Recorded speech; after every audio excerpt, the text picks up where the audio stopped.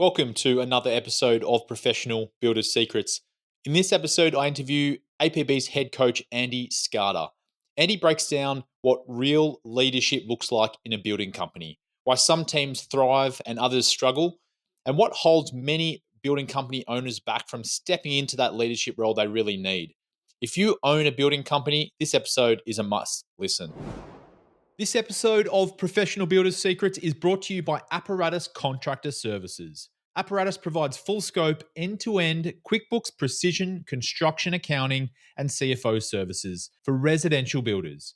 If you feel like you can't completely trust your weekly and monthly financial reports, or you feel like you're flying blind, Apparatus will rebuild and operate your QuickBooks accounting system and give you precision construction accounting capability you can trust.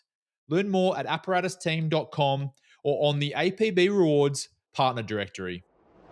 Leadership in our industry, it's the transition from doing the work to developing the people who will do the work. It's probably the single defining factor that moves them from being a builder to being a professional builder. They become the owner of the business rather than the person that's making everything happen. For a lot of builders, they live in a world of chaos and heroics and brute force effort to get things done. What happens to most builders is they wake up and say, this has to change. I can't continue functioning like this. They don't know what to do to make that change. You cannot scale a building business by working harder.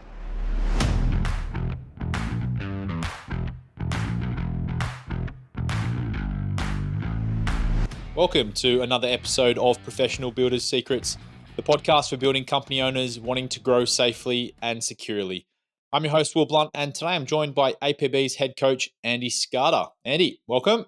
Thank you, Will. Nice to be back. Love having you on the show. We're at a mad rush to the end of the year, so I appreciate you giving up a little bit of your time to talk to me about leadership today. It's a pleasure. My favorite subject. Why is it your favorite subject? What does leadership mean to you, and why is it so important to builders? Well, it's probably the single defining factor that moves them from being a builder to being a professional builder. And essentially what we mean by that is they become the owner of the business rather than the person that's making everything happen. If I was to define leadership in our industry, I would say it's the transition from doing the work to developing the people who will do the work. That's probably the thing. And what does that entail? Well, to do that, you've got to have clarity of where you want the business to go. So there's some work on self to get you to that place. That's then going to allow you to set expectations. And what you really want is to be the person who's guiding your team. And here comes probably the key word, to consistent performance. You don't want, kind of flash in the pan things. You want to be able to deliver at that level consistently. And, the problem is for a lot of builders, they live in a world of chaos and heroics and kind of brute force effort to get things done. Leadership is really the change that gets them away from that and kind of puts them in a place where they start to develop a new range of skills. I guess that's probably the way to put it. Part of what we see is that particularly in the business coaching group, what a building company looks like when people come into coaching and what it looks like a year to 18 months later is a completely different animal, which basically says what the builder was doing 18 months ago is no longer even suitable for where that business actually is now. So in that initial phase, it's really dependent on the builder's skill as a builder. Okay, that's kind of what gets the business going and growing. But all of a sudden, as it transitions from being a job into becoming a business, they've all of a sudden got to be able to influence people. They've got to be able to communicate their expectations very clearly now, which is obviously not always easy. Systems. They've got to be building and installing the systems that'll actually make the difference. And really all of that is empowering other people to lead. It's taking the business from a reactive space where the owner is the bottleneck. He's actually the problem. Stress is the default operating system in most of those kind of building businesses. It's taking it to a building business that all of a sudden is predictable. We actually know what's going to happen because it's planned. The team becomes self managing, and all of a sudden, the owner has got back a piece of his life. He's got more time, he's got more focus. He can actually control what's going on rather than being in the thick of it, trying to deal with the chaos. Is this a concept that builders wake up one morning and say, I want to be a leader? Or is it something which builds over time, like you mentioned, through these different stresses that they're dealing with? Well, I think what happens to most builders is they wake up and say, this has to change. I can't continue functioning like this. Now most of them, and this is not because there's anything wrong with them, it's a product of ignorance. They don't know what to do to make that change. And that's obviously what we do in the business coaching and the elite mentoring program is we start to bring those elements in. In a lot of cases, they aren't labeled leadership, but that's what they are. It is the building of a profitable business, which gives you the fuel. It's the building of systems, which allows you to operate consistently. And for a lot of builders, gets the IP out of their head and down into a documented system that can then be taught to other people. So they probably don't wake up one day and go, I want to be a leader. Some of them do. Some of them understand that that's the piece that's missing. But I think it's more an awakening to, I can't carry on like this. I have to make a change. And then as those elements start to come together, all of a sudden they wake up one day, I think, and go, I am a leader. I'm actually leading this team forward. So it's more of a gradual progression than a, kind of instantaneous change. I was going to ask, is there a typical sequence? Like, do building companies typically need to have, their sales and marketing working and their financial management and everything? And then all of a sudden you're like, okay, now I need to work on my leadership. Or is it gradually just chipping away at it over time? Initially, it's going to be just chipping away. But what will happen is there will be a point at which the realization hits that actually, and I think where that really becomes apparent is when all of a sudden they do have the time to work on the business instead of in the business. That's kind of the place where you start to see the lights coming on around how important this is. When you look at the building companies that are run well, that you've worked with, whether it's at our annual retreat or through your coaching relationships, what stands out about the way they're led? Probably the calmness, and maybe something I mentioned earlier, there is a clarity around the mission of the business as a whole. There's complete clarity around every person's role in the business and in executing that mission. And there's a clear understanding of what success looks like for that particular business, whatever it happens to be. You don't have gray areas and people guessing. It's kind of, that's almost what the other things do is they start to remove areas where people might be unsure. It starts to give people that sort of confidence. The word I mentioned earlier, which is kind of the key word, is consistency. Mm. So what you've now got is you don't have major swings in their revenue or their gross profit or the number of deals they're closing. It starts to become normal that they will get in 300 leads in a quarter. Of those 300 leads, X number will convert into concepts, into prelims. They'll sign X number of contracts. Their construction side is set up in a way that they know they can handle 8 starts in a year. So they fill up those. It all becomes, kind of consistently, this is the way we do things. And that's probably the biggest thing. And then the other thing is when they really become leaders, all of a sudden you find builders stop blaming people. All of a sudden they understand that they need to own the outcome. And if the outcome they're getting is not the one they want, it's their responsibility then to coach their team and keep the standards that they expect, but do that in a way that doesn't really, it's not an emotional thing. It's not them screaming at people.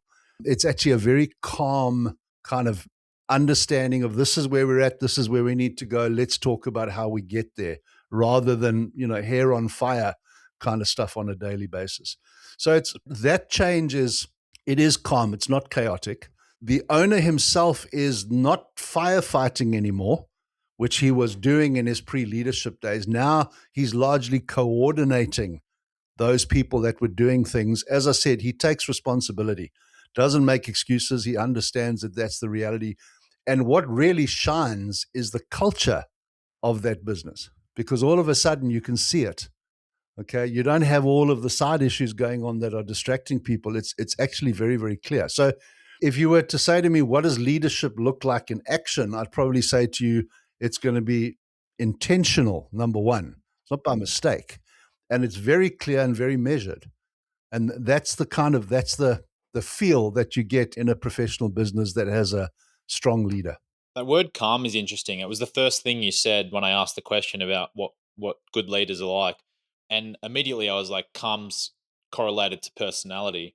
But then when you explained the structure and the deliberate nature of setting up the business in a way that created calm, it became the outcome rather than a personality trait. Yeah. And I mean, if you look at where most builders start with us in a coaching journey, it's planning.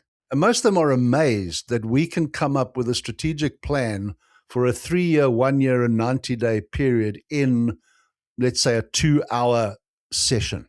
They're amazed. And what they walk away from that is all of a sudden, instead of I'll deal with whatever tomorrow brings, they are now happening to tomorrow. They now predetermine what's going to happen tomorrow, which gives them control. We don't always get it right from the get-go. Obviously, it's a bit of I'm simplifying it, but that transition from reactive to proactive is what starts to bring that calm. All of a sudden, they're not working till 11, 12 o'clock at night and then up again at 4 o'clock in the morning. And there's this growing realization that, hey, this business of mine isn't just going to survive. I can actually see that if I get this right, it can actually thrive. And I think it's that kind of realization that changes things. Lots of C's going on. Consistency, calm, Sure. Yeah. Yeah. certainty. Yeah. Yeah. Absolutely. Control. You know what's funny? As you were describing that, it made me think of the relationship between a builder and their client as well. They're essentially trying to create that feeling of calm through certainty and control in the sales process, which is exactly Absolutely. what you're describing from a leadership perspective internally as well. Yeah, and in executing the build, site visits that are preset, communication that's preset, process that's being followed. I mean, exactly that calm eventually permeates the whole process. What do you think gets in builders' way from becoming better leaders? It starts with the fact that they're too busy. There's a difference between being busy and being effective. Okay, so when people are too busy, they're reacting to issues. Because of that, the issues keep coming and they therefore actually can never work on their leadership. So that's probably the starting point. As they become more proactive and they start to plan, what we see is this kind of gradual move where initially they were running flat out, just reactive, no time to work on leadership. Then all of a sudden they get an hour a week, which often comes from them joining the business coaching program because we require at least an hour a week for them to be working on the business. And now what starts to happen is as they start to work on the business, they start to see the changes happening. So the thing that gets in the way initially is they just don't have the time to do it. That's the first thing. Most of them don't have systems or structure in place at the point that they come into business coaching.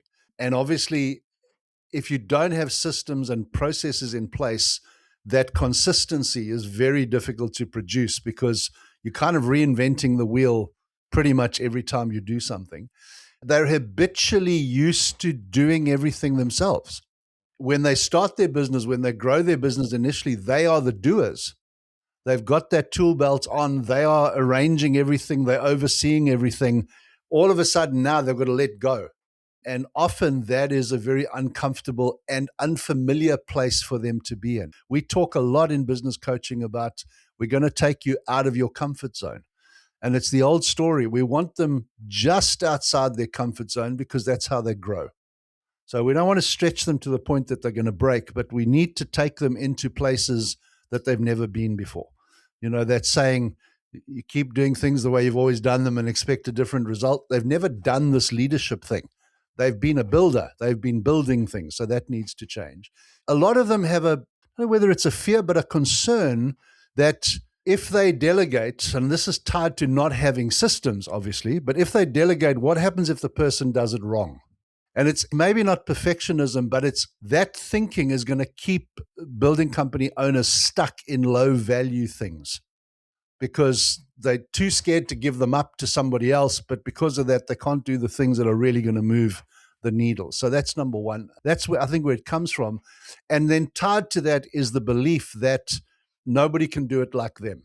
Which, if you think about it, it's that kind of mindset is automatically going to limit growth, because what they're now doing is limiting the ability of the business to grow to just what they can handle.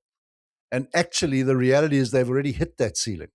They're trying to break through that and go to the next level. So really what we're saying there is, if you bring all of that together, if we can actually get them enough time to build the systems they need, and because they built the systems, they will trust those systems. That means they're prepared to delegate. And all of a sudden, when they start to delegate, they get more time. And now the positive cycle starts to run in their favor. So it's almost a shift from I'm in control to I'm trusting other people to actually get this stuff done. That's probably the biggest shift. Is there an undercurrent of mindset? You mentioned taking responsibility and ownership, but I can imagine there's some that maybe just never make the shift.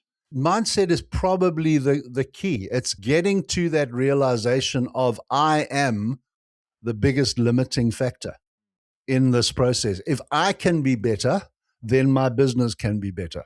That's fundamentally what we're talking about here. You and I have discussed this on podcasts before. My belief is that very few builders got into what they do to own a business. They got into building because they wanted to build. And basically, what we're saying, if you think about it from a leadership perspective, is yes, you will be able to keep building ultimately, but to get to that point, if you really want to scale this business professionally, safely, securely, you're going to have to reduce the amount of time that you spend building to put these systems in place so that you can move to a proactive world. And then you'll have time and choice. And then if you want to go back and put the tool belt back on, do it because you're choosing to do it, not because you have to do it. And the rest of the team can run the rest of the business, and you only build pink houses because you like pink houses. But now it's your choice. That's the difference. Talk to me about more practical steps that the listeners today can take to start making this shift from builder to business owner to leader, to start delegating things to more people and feeling confident in that process. All right. So practically, they've got to own it.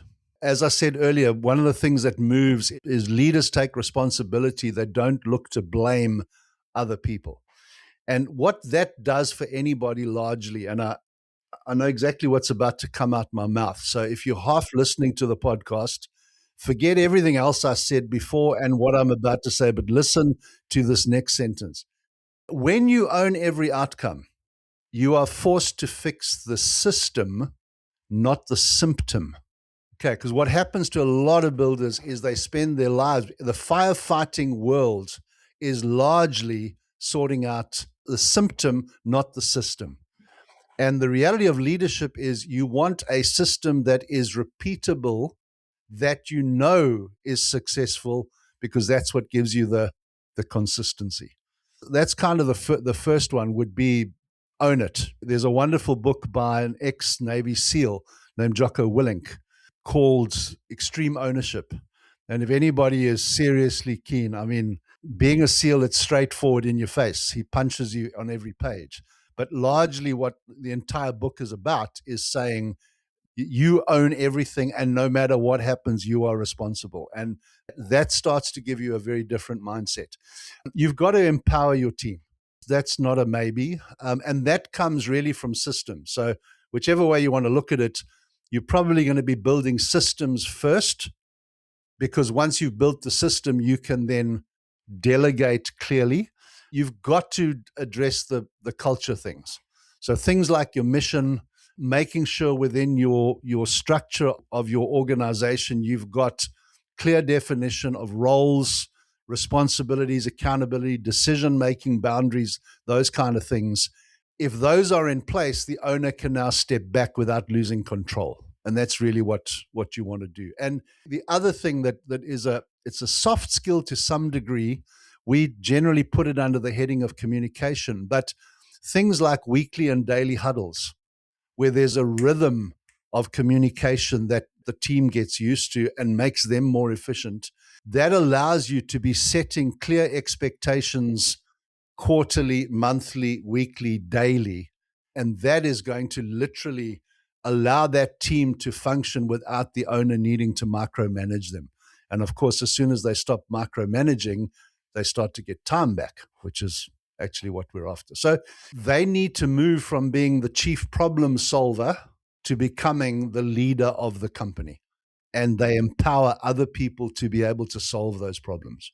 Symptom versus system. I can't get my wife out of my head. She's a physiotherapist, and it reminds me of when you have an injury. Let's say you injure your knee or something like that. Sure, you could go to a physiotherapist and they can treat the symptom, the pain, give you some painkillers, and do some releases or manipulate things so that you feel better for a short period of time. But if you don't fix the reason that happened, it's going to come back again in a couple of months. There's that story about the guy that goes to the doctor and the doctor says to him, "What's wrong with you?" And he says, "Well, when I push here, it hurts. And when I push here, it hurts. And when I push here, it hurts." And eventually they find he's got a broken finger. Yeah. It's that kind of syndrome. If you only deal with the symptom, you have to keep dealing with the symptom because you haven't fixed the system. Russ Stevens, he taught me this principle. It's a wonderful principle. If you have a system in place, you first have to get people to follow the system. Because if they're not following the system and you're not getting the result you want, it's not because of the system. So you've almost got to force them to follow the system so that it can fail, so that you can fix it. And that's how you're going to build that consistency. Yeah, I think there's a line in the leadership training you just created, which is coming out in February next year. This year, I don't know when this podcast is going out. Yeah. You shift that mindset away from fixing the symptom to actually understanding where the system is broken when something goes wrong. Yeah. I mean, my clients will tell you they go away on leave. Now, that is a concept that's foreign to a lot of people listening to this podcast.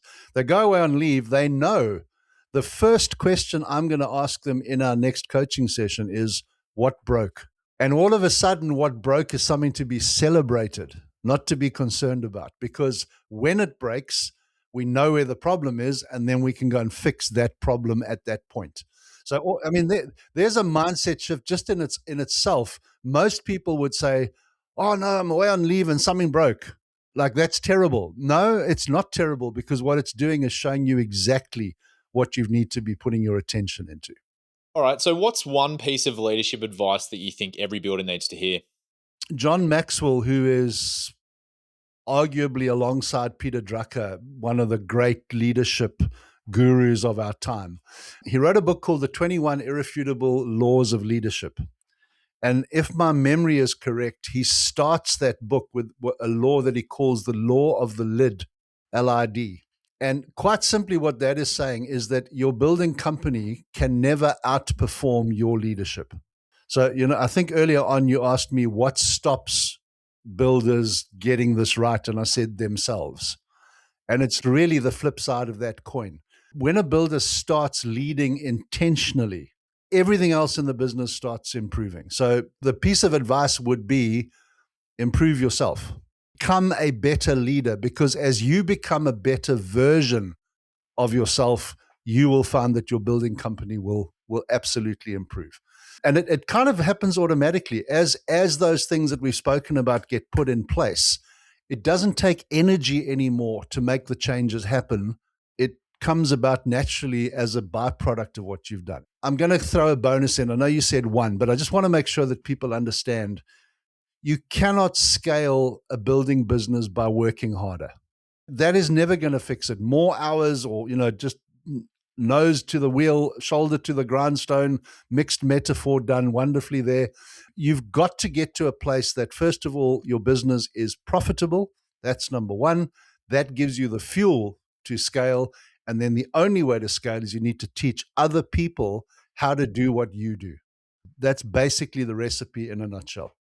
Great. Well, Andy, thanks so much for sharing all that advice on taking builders more into this mindset of being a leader in their companies and handing over a little bit of responsibility to others. So Great I pleasure. appreciate you coming on. What do you think is the best next step for the listeners today to take if they want to improve their leadership skills? Obviously, I know the answer. Look, I mean, we'd love to have them as part of our business coaching program, obviously, but in terms of our mission, we talk about what's good leadership. Well, we have a clear mission.